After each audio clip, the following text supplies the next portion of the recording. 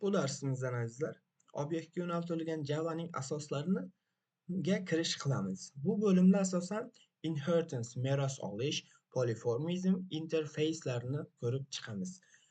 Bu 3 mavzumiz juda ham muhim bir mavzulardir va dasturchilarni ishlarini juda osonlashtirib beradigan mavzular hisoblanadi. Bu darsimizda inheritance, ya'ni meros olishni ko'rib chiqamiz. Inheritance, ya'ni meros olish nima deganimizda, Java dasturlashtiruvida meros olish bu bir sinfning boshqa bir sinfdan xususiyatlarini meros qilib olish qobiliyatiga aytiladi. Asosiy maqsad kodlarni takror yozishni oldini olish. Misol uchun aytaylik, biz katta bir loyihada ishlayapmiz va loyiha davomida foydalanuvchi va sotuvchi kabi ikki sinfimiz bo'lsin va ikkala sinfda ham misol uchun obyektini tayyorlayotganimizda, qarang, obyektini tayyorlayotganimizda sotuvchini ham, foydalanuvchini ham ismi va familiyasi bo'ladi, tug'ilgan sanasi yoki shunga o'xshash ma'lumotlari bo'ladi va o'xshash metodlari ham bo'ladi. Misol uchun, buning kabi metodlar va ismlarni obyektda tayyorlayotganda bilasizlar, har sinf boshida tanitishimiz kerak. Misol uchun string ism kabi va har ikkala sinfda ham misol uchun ism shaklida tanitishni o'rniga bitta sinfda, asosiy ikkala sinfda bir xil bo'lgan xususiyatlarni bir sinfga yozib, u sinfdan qolgan ikki sotuvchi va foydalanuvchi sinflariga meros olish bo'ladi. Va ikkalasiga meros olganimizda biz u xususiyat, ya'ni ikkalasida bir xil bo'lgan xususiyatlar ikkala faylning ichiga ham yozishimiz kerak qolmaydi. Yuqoridagi faylga yozgan bo'lamiz va u xuddi yuqorida yozgan narsamiz, bir marta yozgan narsamiz meros olingan sinflarda, ya'ni meros oluvchi sinflar ichida ham yozilgandek ko'rinadi.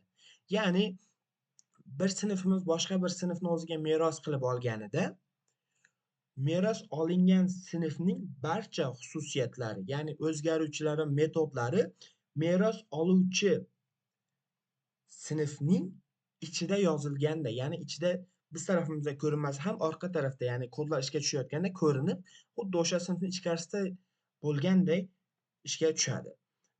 Meros olish mavzumizning asosiy tushunchalari bor. Bu super class, birinchisi ota sinf degani, ya'ni meros beruvchi sinf. Keyin sub class bor. Bu bola sinf deyiladi va bu meros oluvchi, kengaytirilgan sinf deyiladi. Nega kengaytirilgan sinf? Chunki meros olgan sinfimizda ham kodlarniki aslida buni ichiga qo'shib qo'yilyapti. Bu o'shaning uchun kengaytirilgan sinf ham deyiladi. Keyin bir extend this kalt so'zimiz bor. Bu kalt so'zimiz bir sinfni boshqa bir sinfga meros qilishimizga yordam beriladi. Har doim meros olingan sinf ota sinfdir. Kodlar bilan ko'rib chiqadigan bo'lsak, misol uchun shunday bir yangi bir loyiha ochib olamiz, proyekt. Bu yerdan misol uchun qanday proyekt ochishni bilasizlar? Bu yerdan new qilgan holatda project qilib yangi bir loyiha ochib davom ettiramiz. Misol uchun keldik. Main faylimiz bor. Az avval dedimki, bir sinfimiz boshqa bir sinfni olganida xuddi o'sha sinfning xususiyatlari ham qo'shiladi. Misol uchun bizda 2 dona A va B ismli sinfimiz bo'lsin. Qarang. Misol uchun bir sinf ochamiz. Bu sinfimiz ismi A bo'lsin. Yana bitta sinfimiz bo'lsin bizni. Bu sinfimiz ismi B bo'lsin. Qarang. Hozir biz nima qilamiz? B ni ichida shunday bir o'zgarishli turlarni tanitamiz deylik. Misol uchun bir ism tutilsin bu yerda, string ism. Qarang. Mening ismim B. Qarang. Mening ismim B deyildi bu yerda. Va xuddi shunday nima bo'lsin, bir metodimiz ham bo'lsin. Oson bo'lish, ko'rinishi yaxshi bo'lish uchun, misol uchun katta bilan yozib qo'ydim. Public. Ya public. Ay, shu yerga ham yozdim. Public. Misol uchun ketsin. Public void bo'lsin, hech qanaqa değer jo'natmasin. Ovoz bo'lsin, ovoz chiqar. Yani bir metod bo'lsin. Nima qildim? Ovoz. Buni belgilab qopti. Chiqar metodimiz bo'lsin. Bu yerda misol uchun keldik. Bir metod dedim. Bu ichida nima bo'lsin? Ekranga bir narsa yozilsin. Soat desak qisqacha. Soat Böyle misal üçün ovoz chiqar dedik.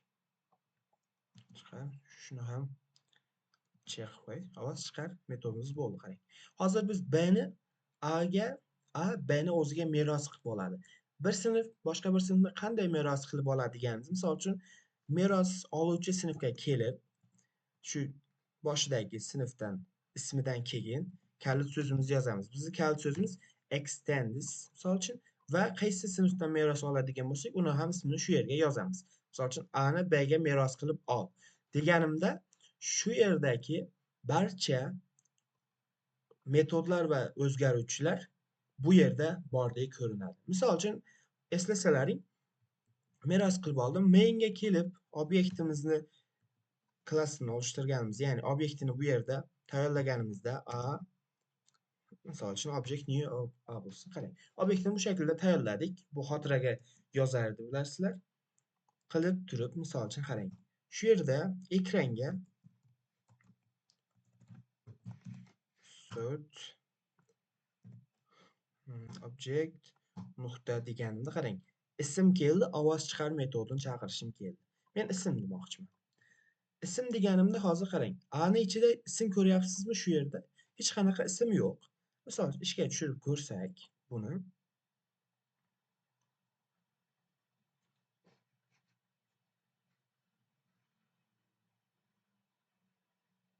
Qarang. Mening ismim B yozdi. Lekin misol uchun normalda xato berish kerak edi. Lekin bu yerda yozdi. Nimaga yozdi? Chunki biz dedikki, B'ni agar bir sinf boshqa bir sinfni meros qilib olganida, meros olingan sinfning barcha kodlari va metodlari meros oluvchi sinfning ichida bu yozilgandek ko'rinadi. Misol uchun shu kodlar xuddi shu yerdadek ko'rinib, u yerdagi misol uchun shu kodni ekranga chiqarib qo'ydi. Shu yerda misol uchun shu yerda ham bir ism bo'lganida qanaqa bo'lardi? Misol uchun qarang, shunday bir narsa bor. Ism deb bu yerda misol uchun ikkala tarafda ham ism bo'lib qoldi. Bu yerda bir chalkashlik chiqish kerak normallarimiz. Misol uchun mening bu desam bu ismim sifatida yozadi. Bu yerga nuqta virgulimizni qo'yib mainimizni qayta ishga tushirganimizda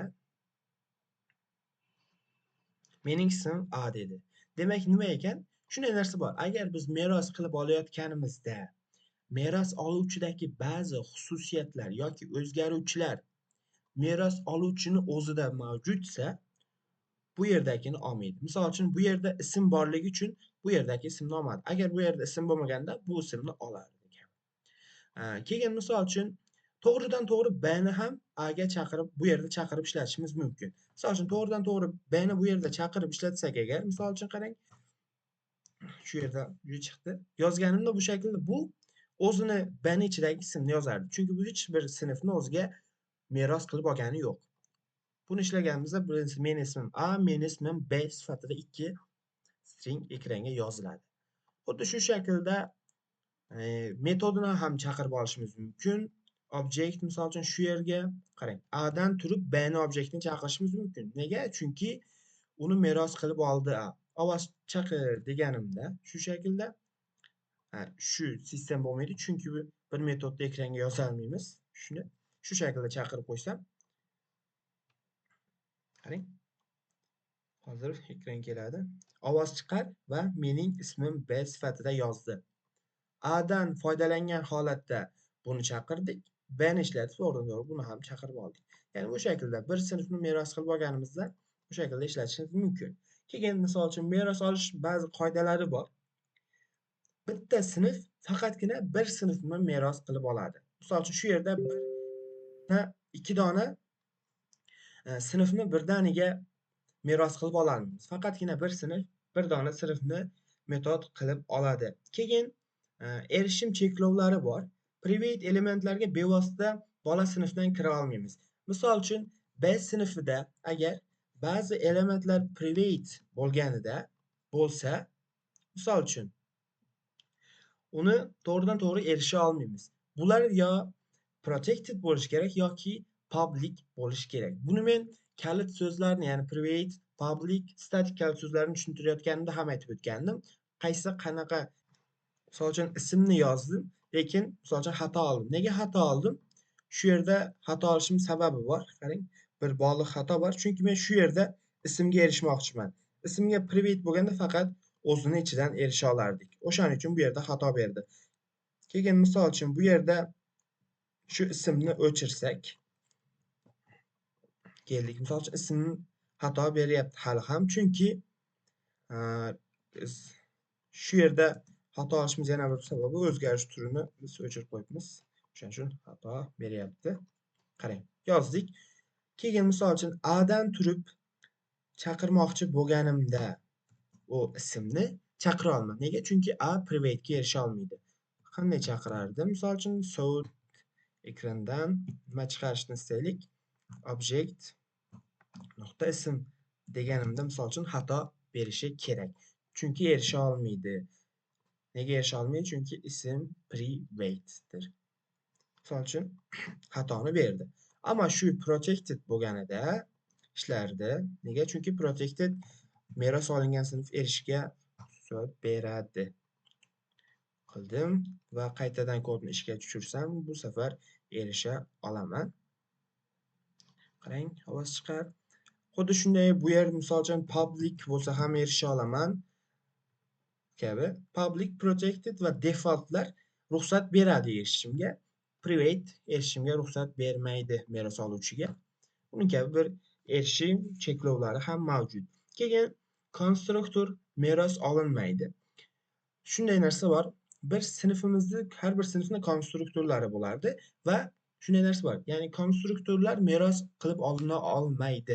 Misol uchun bu yerda agar bizni bir konstruktorimiz bo'lganida, shu yerdan konstruktor ochaylik.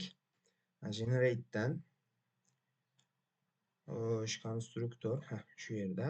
Misol uchun ism uchun konstruktor tayyorla dedim. Misol uchun konstruktor tayyorladi. Misol uchun A xato berdi. Nega xato berdi? A'ni chaqirdim-ku. Chaqirganligi uchun to'g'ridan to'g'ri deyapti. B'ni ichida bir konstruktori bor, sen uni qiymatini berishing kerak. Unda men qanday beraman? Bu yerda yana bir kalit so'zimiz davraga kiradi. Bu kalit so'zimiz super kalit so'zi. Super yozib, bu shaklda yozganimizda va ichiga bir string qiymat bersak. Hadi ism sifatida qiymat bersak. Super bilan chaqirib olamiz. Super bilan chaqirib olishdan xato oldik. Nega? Chunki buni ham A'ni konstruktori ichida berishimiz kerak. Shu yerda misol uchun bir konstruktor ochamiz. A uchun ham, A sinfimiz uchun ham qarang, ochdik va shuni o'chirib tashlaymiz va konstruktorni bu shaklda A'ni ichida chaqirib qo'yamiz. Misol uchun bir bog'liq xato bor deyapti. Nega? Chunki biz bu yerda A'ni ochayotganimizda, ya'ni obyektni tayyorlayotganimizda bosh konstruktor bilan ochgandik. Bu yerga biz ismni kiritishimiz shart. B sifatida ismni kiritib qo'ydim. Qarang, bu shaklda misol uchun konstruktorlarni ham chaqirishimiz mumkin. Chaqirib oldik. Ya'ni konstruktorlar super kalit so'zi bilan chaqiriladi. Keyin misol uchun yana bir kalit so'zimiz bor. Bu this kalit so'zi. Qarang. This kalit so'zimiz bor. Misol uchun ism. Ismga. Xo'sh, qarang. Shu yerda bir ism bo'lsin. Juda ham ajoyib bir narsa bo'ladi hozir. String ism. Ismimiz nimaga teng bo'lsin? Nima bo'ldi? Ismim ishtir. Bu string bo'ladi. A. Qarang. Keyin B'ni ham xuddi shu shaklda bir ismimiz bo'lsin. Mening ismim B emas, faqatgina B bo'lishini istasam. Qarang. Men hozir avval aytdimki, bu shaklda bo'lganda faqatgina o'zini qiymat ismini olardi. Agar B'da ham A'da ham bir xil o'zgaruvchi yoki metod bo'lganda, meros oluvchi ichidagi qiymat doim ishlatiladi degandim. Unaqa emas aslida. Misol uchun unga tuzatish kiritaman. Qanday tuzatish kiritaman? Qarang. Super kalit so'zi bilan bu yerdagi ismga erishishimiz mumkin. This kalit so'zi bilan bu yerdagi ismga erishishimiz mumkin. This kalit so'zimiz har doim shu sinfni o'zini ko'rsatadi. Super kalit so'zimiz esa meros olingan, ya'ni B sinfini ko'rsatib turadi. Misol uchun qarang, shu yerga bu yerda bir konstruktorlar bularning ichiga hech kirmaymiz. O'shaning uchun shu yerga kelib, qarang. Buning ichida ham bir metodimiz bo'lsin. Void nima bo'lsin? Void ism tanla kabi ismlar metodimiz bo'lsin va bu void bo'ladi. Ekranga hech narsa yozishim kerak yo'q. Ekranga nima yozsin? Shu shaklda yozdiray.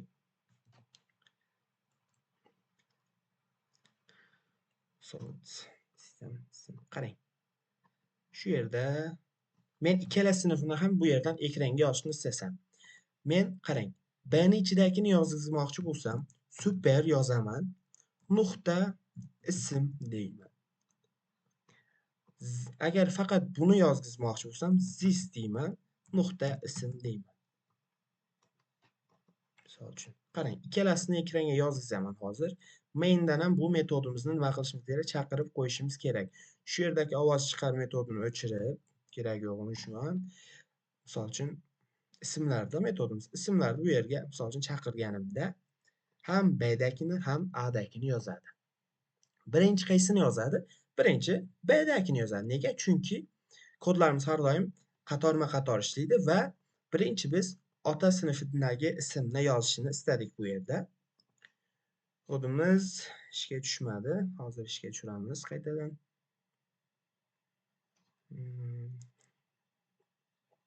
Misol uchun qarang. B A yozdi va qaytadan A yozdi. Qayta yozishning sababi shu yerda. Buni ham o'chirib qo'ysam, yanada yaxshiroq ko'rinadi sizlarga. Misol uchun B yozdi, A yozdi. B nega yozdi? Chunki men bu yerda super kalit so'zi bilan B ning ichidagi ism chaqirdim. This bilan A ning ichidagi ism chaqirdim. Ya'ni super va this kalit so'zlarining farqi shu. Super kalit so'zimiz har doim B sinfimizni, ya'ni ota olingan sinfni ko'rsatadi, ya'ni meros olingan sinfni. This kalit so'zimiz esa bola sinfni, ya'ni meros oluvchi sinfni ko'rsatadi.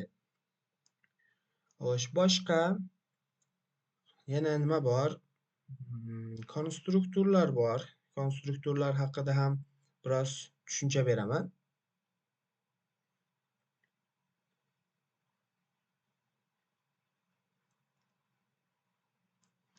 Keyin yana shunday bir ma'lumot bor edi hozir.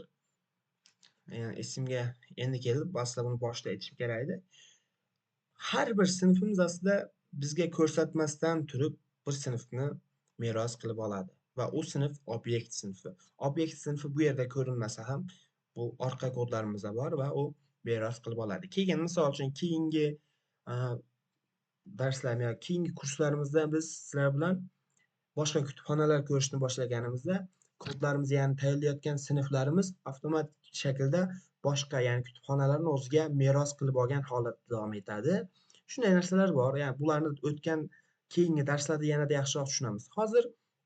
Hozir ko'p kishida shunday savol tug'ilgan bo'lishi mumkin. Biz buni qayerlarda ko'p ishlatamiz desalaring, misol uchun endi darsni boshida ham aytganimdek, bir xil xususiyatga ega bo'lgan sinflarni kodlarni qayta yozishni oldini olish uchun ishlatamiz. Misol uchun biz sizlarga metodlarni tushuntirayotgandan xuddi shu narsani aytgandim. Metodlar kodlarni qayta yozishni oldini oladi degandim.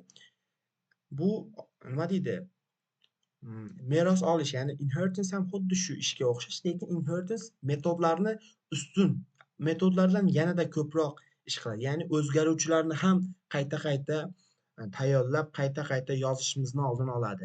O'shaning uchun misol uchun dasturlash olamida inheritance, ya'ni meros olish juda ham kuchli va ko'p ishlatiladi. Siz qancha ko'p misol uchun kodimizda loyihangizda meros olishlar, polimorfizmlar, overridinglar ko'proq ishlatsangiz, kodingiz shuncha sifatli va clean shaklda yozilaveradi. Biz buni misol uchun bu shaklda yozganimizda kodni o'qish shakli juda ham oson. Super kalit so'zini ko'rdikmi, B ga borib ko'ramiz. This ko'rdikmi, bu yerdagi. Ya'ni farq qilish juda ham oson. Ya'ni cleanlik darajasini ham oshiradi, ham bizni kod yozish tezimizni, misol uchun 10 kunlik kodni normal 3 kunda yozishimizga yordam beradi kabi. O'shaning uchun dasturchilarga juda ham ko'p yordamchi bo'ladi bu meros olishlar. Keyin konstruktorlar haqida ham aytib o'taman. Qarang, super konstruktorimiz bor. Super degani aytganimdek buni konstruktorini ko'rsatadi. This kalit so'zimiz bilan buning konstruktorini ko'rsatamiz kabi. Ya'ni super har doim B'ni, this har doim meros oluvchi, ya'ni A'ni ko'rsatib turadi. Bugungi darsimizni bu yerda to'xtatamiz. Hozir juda ham bir uzun dars bo'ldi. Chunki mavzu biroz og'ir bir mavzu. Hozircha aqlimga kelgan barcha narsalarni tushuntirdim meros olish va inheritance haqida. Agar yanada bir ekstra narsalarni tushuntirish esimdan chiqib qolgan bo'lsa, keyingi video darslarimizda men shu esdan chiqib qolibdi deb qo'shimcha sifatida xotirlatib, ya'ni eslatib o'tib ketaman. Meros olishlar bu shaklda.